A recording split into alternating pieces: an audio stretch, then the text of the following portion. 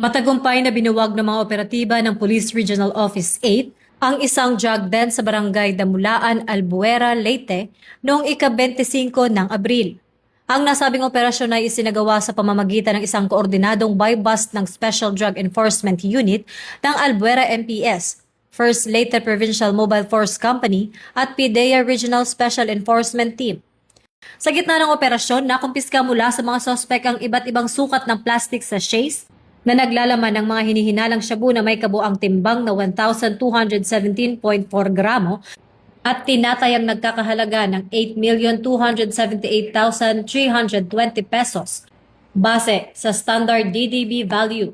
Bukod sa iligal na droga, nakuha rin sa posisyon ng mga sospek ang isang caliber 45 pistol, isang magazine at 7 bala.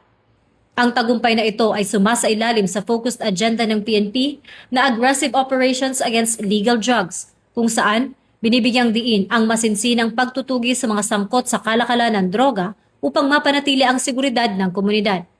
Hinimok naman ang mamamayan na maging katuwang ng kapulisan sa pamamagitan ng pag-uulat sa mga kahina-hinalang tao o aktibidad sa kanilang lugar upang sama-samang makamit ang isang mapayapa at drug-free na pamumuhay. Mula rito sa Campo Crame, ako si Patrolwoman Sari Bernales, nagbabalita para sa Police News Network.